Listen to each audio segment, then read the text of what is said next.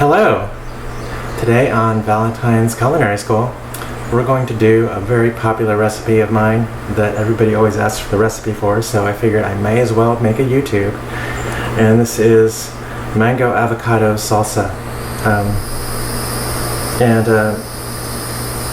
It's something that I'm doing a very large recipe for, you may notice. That's because whenever I make this, it's so delicious and it's such a crowd pleaser that you're very unhappy if you only make a small amount, in my experience. So, without further ado, let's get into it. One thing you may notice is that I'm going to be doing all the prep also, which I feel like you don't see very often in these videos. So, granted, if you're trying to fit your cooking show to do a whole series of recipes in half an hour, I can see why that would be the case. But since this is YouTube and we have time, let's give it a shot.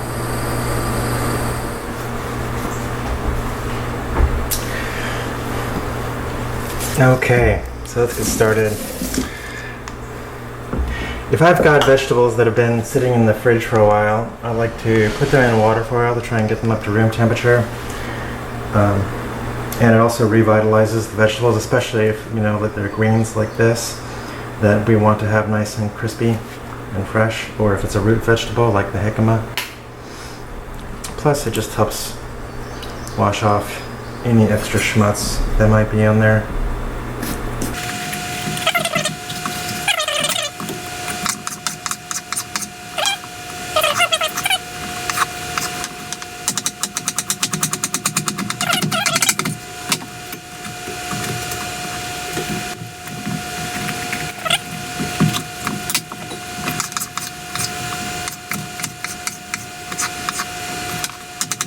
So of course, you know, doing a dish like this, it's mostly just all prep work. Very, you know, no cooking. Just adding ingredients, doing a little mixing. It's all about the freshness of the vegetables. And really, if you want to be healthy yourself, the most important thing to do is make sure the food you're eating is as living and alive as possible. You know, dry goods are great if you're starving in the middle of winter and you can't get anything else. But if you have the option to eat living food, you should really take advantage of it.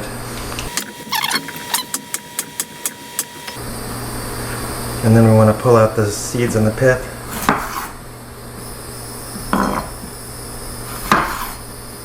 Slice them in half to begin with. I like to gang my tasks just so I can be most efficient with the prep.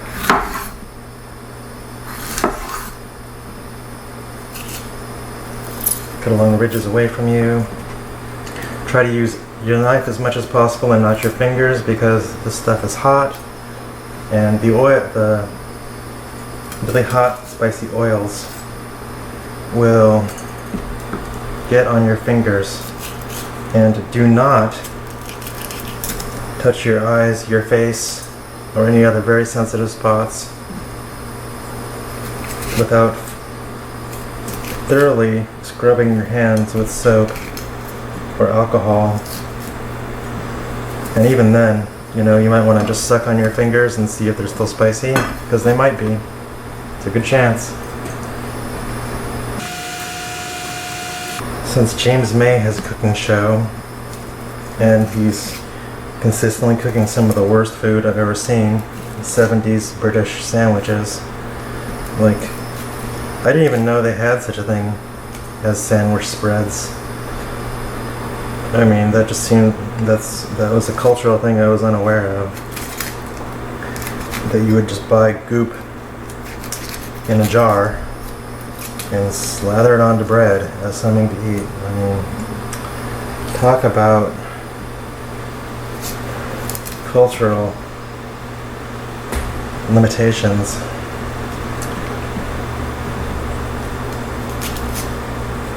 I'll try to be as politics as possible. But you know, not everybody's from California, where we have amazing food available. Certainly being in Virginia, it's a bit more difficult. I had to go really far away from where I live just to find jícama,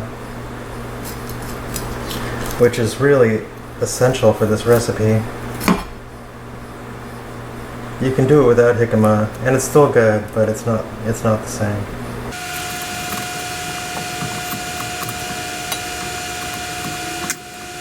So we're just gonna cut these into juliennes.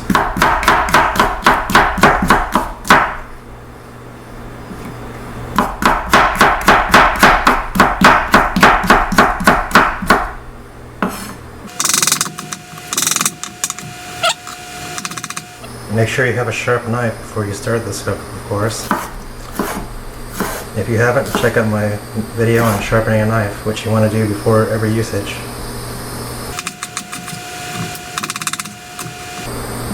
And so we just have in like 1/4 to 1/8 inch or 6 to 3 millimeter slivers here.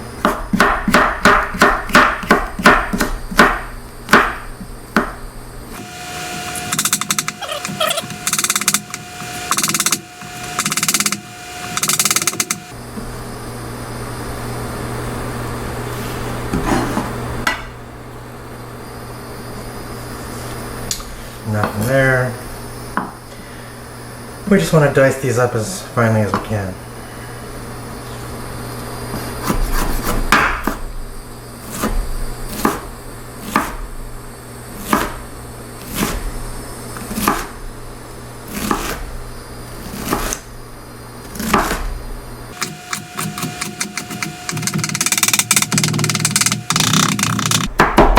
I want these really fine, so I'm just going back over it until we get the desired effect.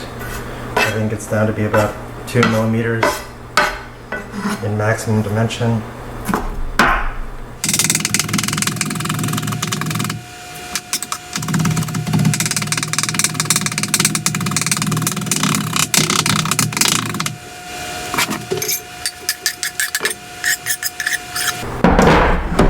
Now I'm just going to give the cutting board a quick rinse, mostly just to keep those inflammatory oils off my skin as much as possible. Next we have tomatoes.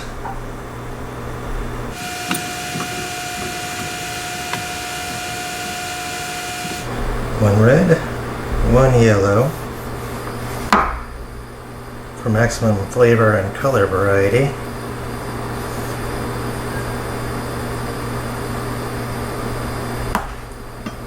And then we're going to dice this.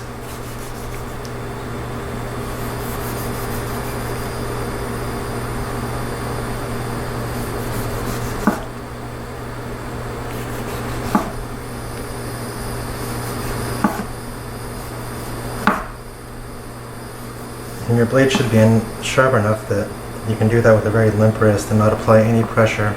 It's just being cut by going back and forth.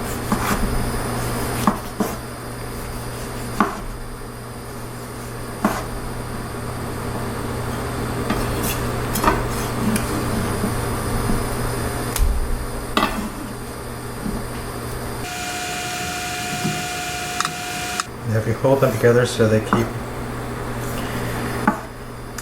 the wetness suction, that will hold them together. It makes it much easier to do the full bit.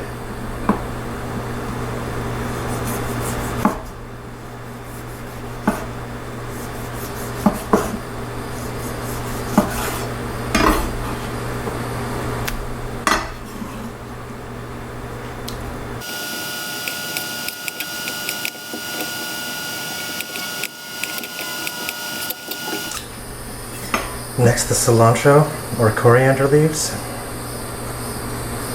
depending on where you're from.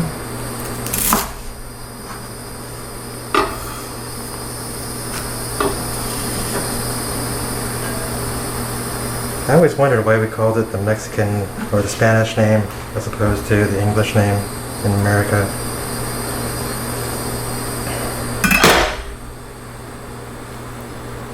I'm going to rinse that off, just make sure all the little dead bits are out.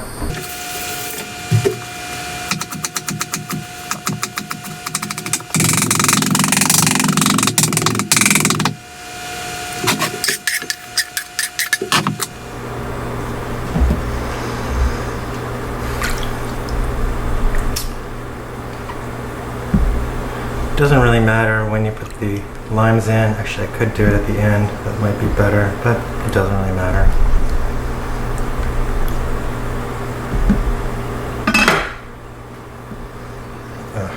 Got this damn stickers. I hated this practice of putting stickers on every bit of produce. It's so repulsive. It makes me sick. Anyway, I should let it go.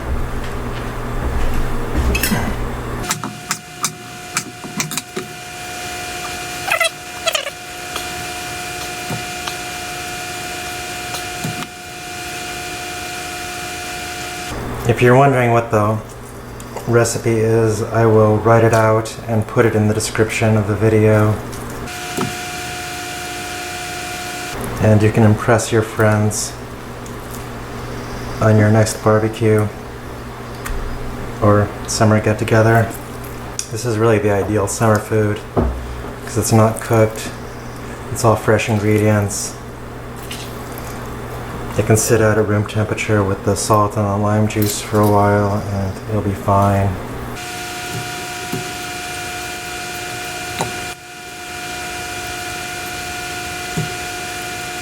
You may notice I'm using ceramic bowls. Glass would also be good. The main thing is that it's non-reactive. You don't want to be using a metal bowl.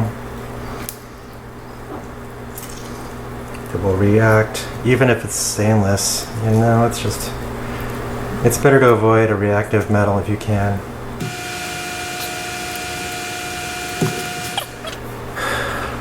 Now let's do the onions and then the jícama. I'll do some garlic too.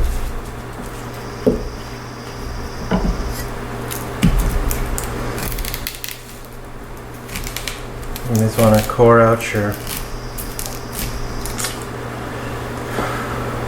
root on the onion. You don't want to eat that. And if you've got a garden, you can plant it in there and grow a clone. Remove the outer skin.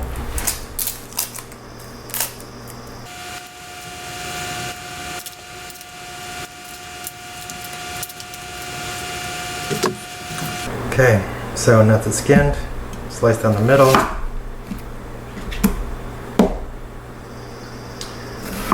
Thin slices, as thin as you can. And I usually go from one end to the middle. And then reverse, because it's much harder to just go all the way through. And maintain an even slice.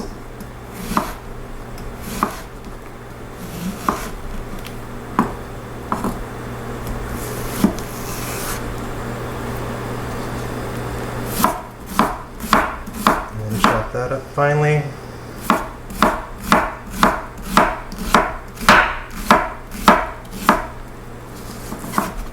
Like so.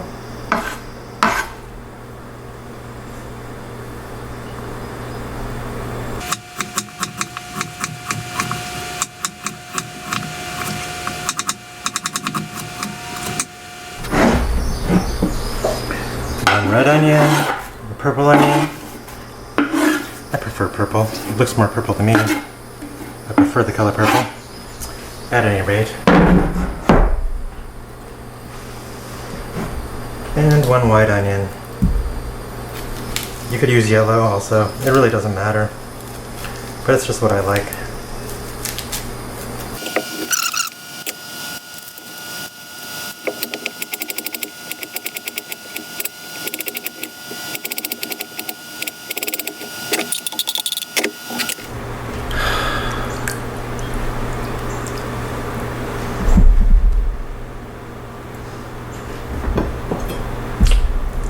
I guess jícama is not really popular in Virginia.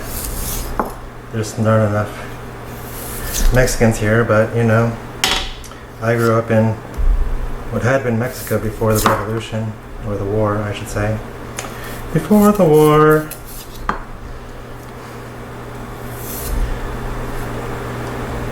When all the whiteys came in.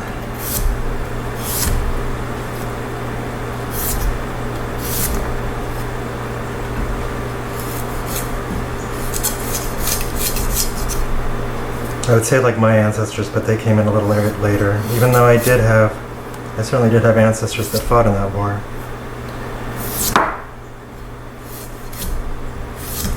They were not in California.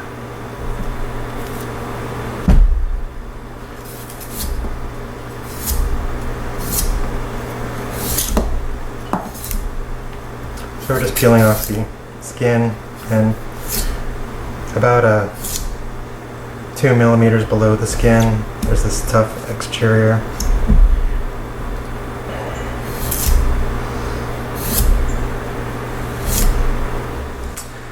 Okay, so we're back after my camera overheated while I was finishing up the jícama. And you can see I've cubed it here. These are about 6 millimeter cubes, or 1/4 inch for you Imperial Stormtroopers. Then we're going to move on into the garlic. We've got a lucky 13 cloves of garlic here.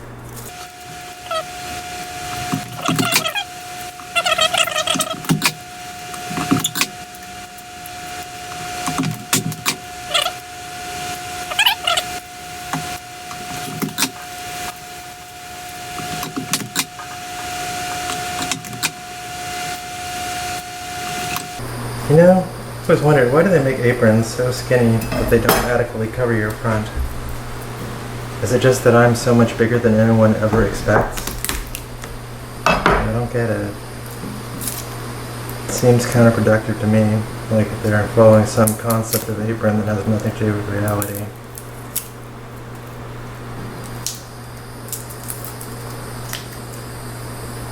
I guess I need a custom designed apron. Well, that's my life. I want to design everything for you. Design, design, design. Life is a design. Design your perfect life. Now, if I actually just get paid for making these videos, that would be amazing.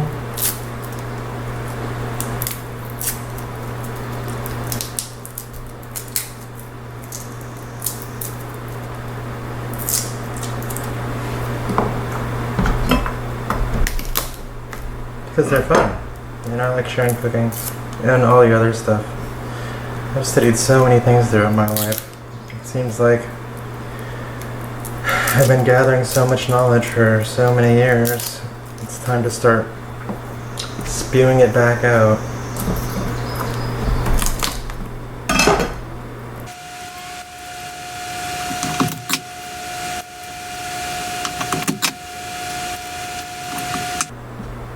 I'm going to trim the roots off where they still exist.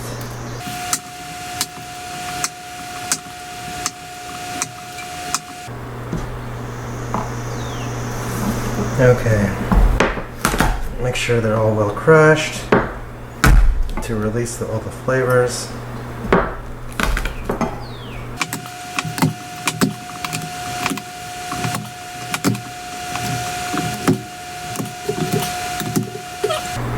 Give it a rough chop.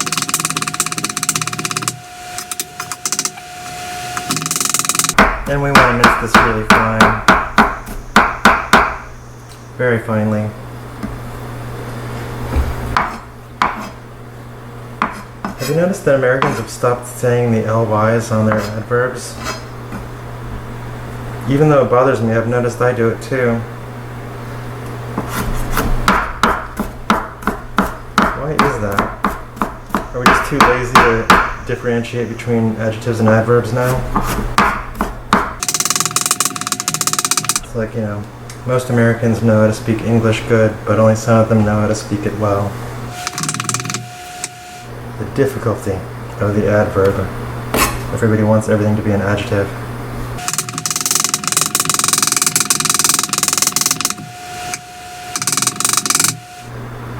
No, it's fine. We're down to about 3 to 7 millimeters, but I want it smaller.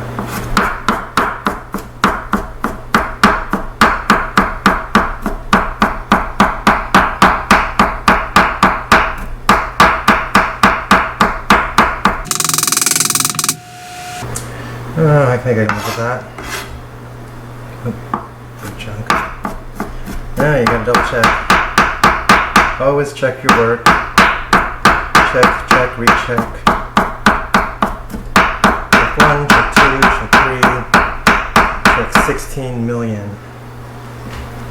Well, that's more patience than I have. Now, let's see, 1, 2, 3, 4, 5, 6 avocados. Woohoo! Taking off the stems where they exist.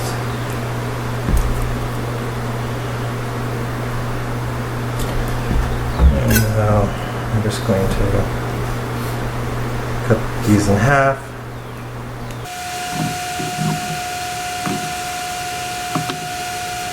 And when you pit these, be careful to not be holding them in your hand when you try to pull out the pit, as I'm about to demonstrate.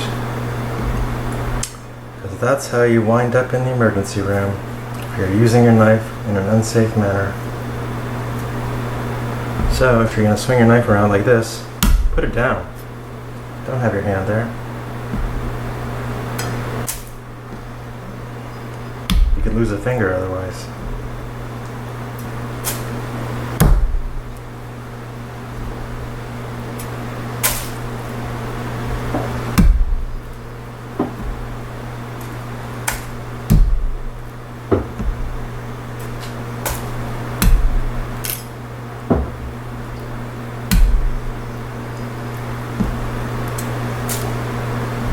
And then what I do is I usually do this crosshatch quickly through.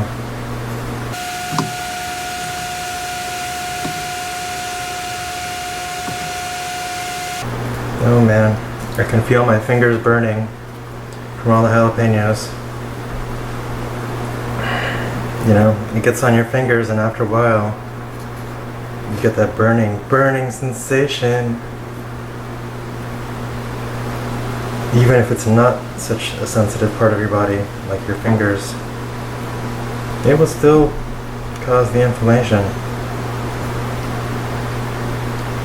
Which I think it's ironic that, you know, supposedly chilies are actually really good for your digestion.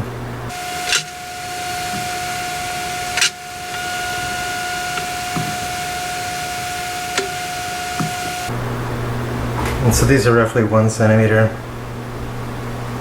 Maybe a little less.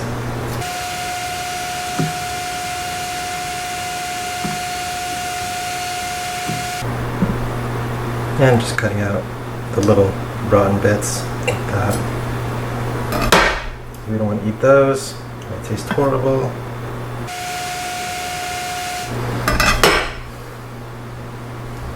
And then I just take this and squeeze it out. Like so.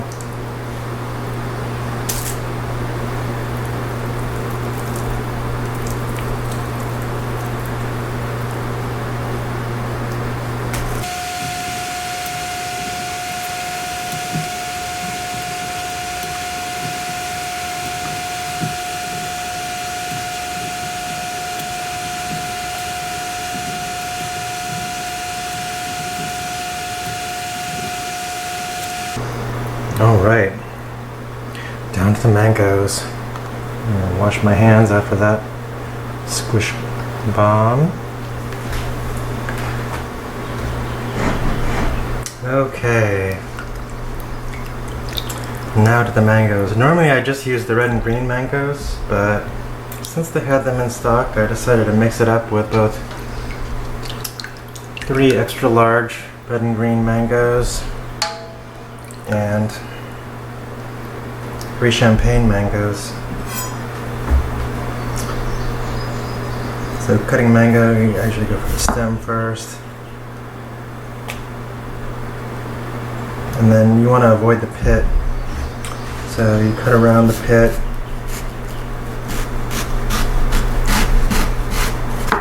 As best you can.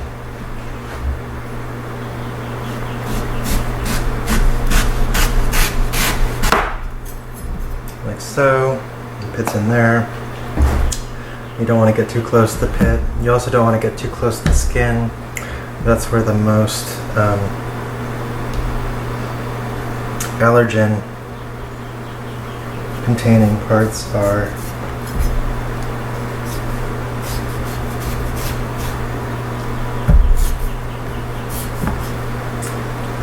Surprisingly, a little less ripe than I thought it was.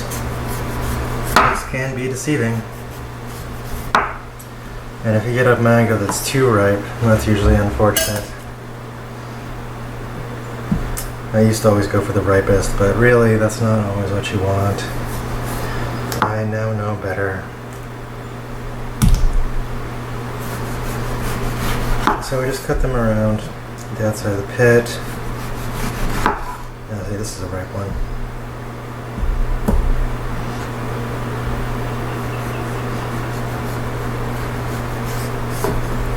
Lose the skin, at least on the seed parts, and then you can cut whatever flesh is available, not too close to the seed.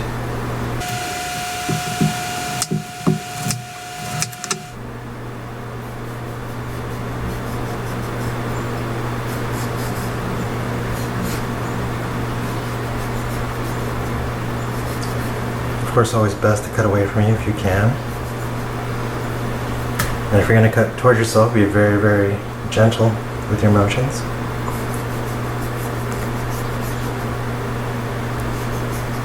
Never use force. Use the stroke of the blade to do the cutting.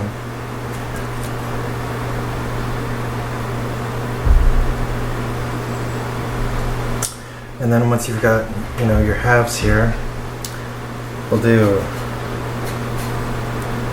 a grid through to the skin, like so. And this is, I don't know, 12 millimeters, 13 millimeters, something like that.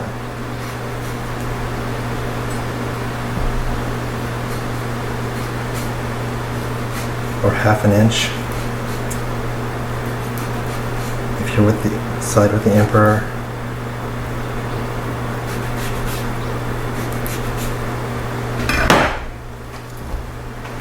Turn it inside out and start slicing away.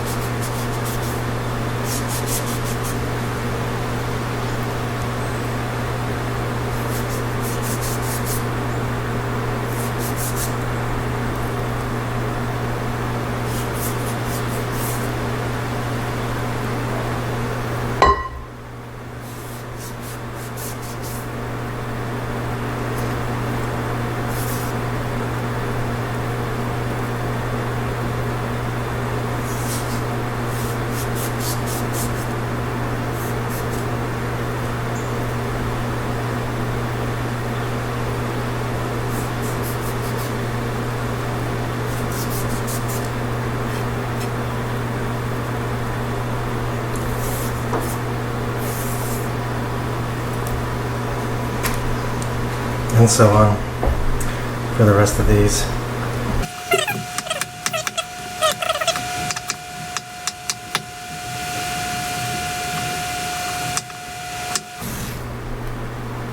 That's a little bit too close to the seed. Yeah, I might throw that away. You don't want to be eating that, because if you eat too much of that stuff, you could get an allergy to mangoes, and you really do not want to be able to allergic to mangoes. I mean, these things are delicious.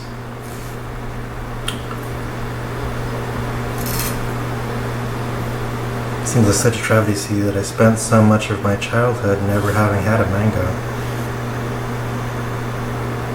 Oh well, it was a different time and a different place.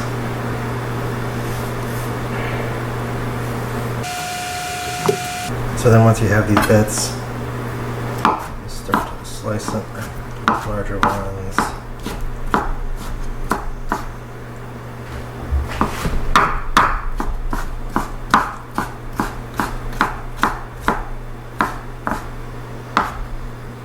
And then you have the more bits.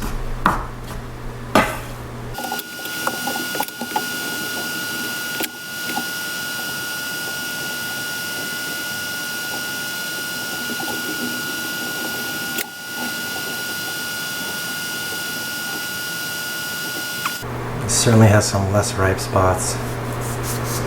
Oh well, better than being overripe, I should say. That's just how life goes.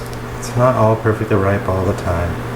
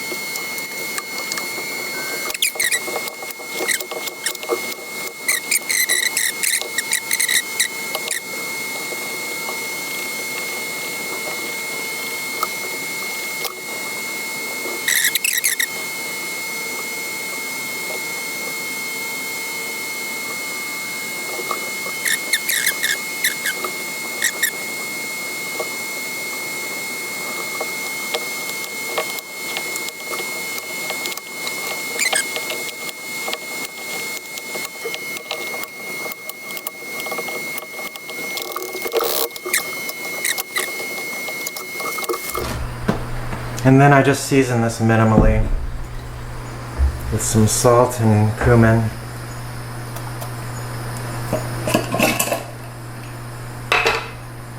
Measure out carefully.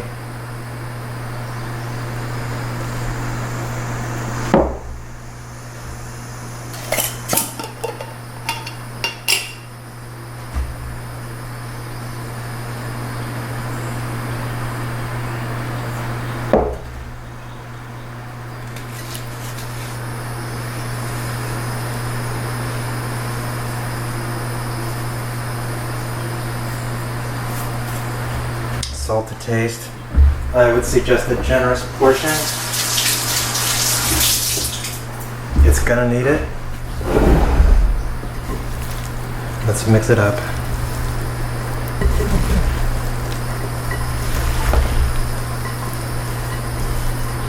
Doesn't it look beautiful?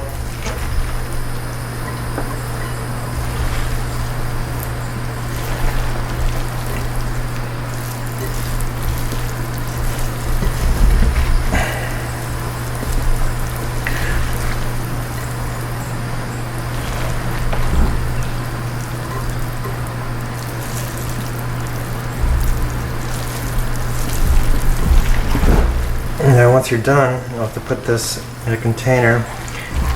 I have banished both aluminum and plastic from everything that touches my food in the kitchen for many years now. But I am shocked at how many people still use plastic containing products that actually touch their food when it's just really not good for you. It can give you all kinds of health problems, as can aluminum. Has been linked to some early onset Alzheimer's. And aluminum is not one of the metals that your body really likes. Steel or iron is fine. Copper, no, you don't want copper. Aluminum, no, you don't want aluminum. It's a heavy metal. It's highly reactive, and it's not really present in the natural world. In the natural world in a way that it is in the pan. So we're not evolved to easily cope with it inside the body. And we don't really use it a lot like we need iron. You know, we need our iron, but we do not need aluminum. And the amount of, I don't have the statistics, but you can look them up, the amount of plastic that's in Americans' diets and digestive systems is just outrageous. And this is because the plastic industry sold us a bill of goods, the food industry bought it, and now it's the point where just about everything comes in plastic that's food related. If it's not in a glass jar, which is preciously little these days. Isn't that pretty? Well, let's try it out.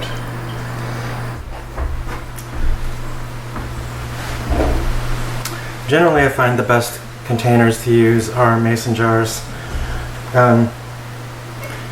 These Le Parfait gallon jars are really beautiful, and I love having the glass tops, but I found the lips on these are just a little bit fragile and they are super expensive, so you're probably better off going with something more along the lines of,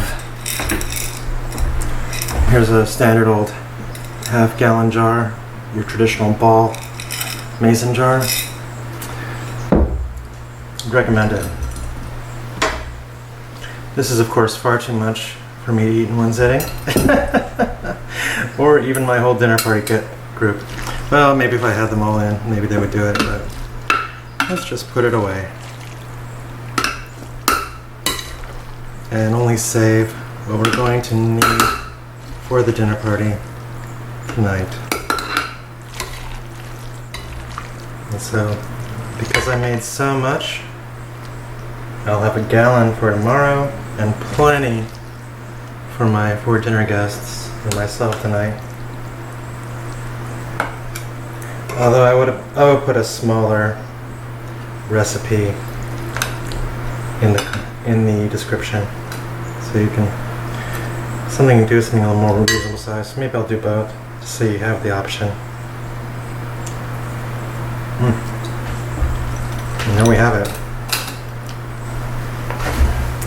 Check out that. Isn't that gorgeous?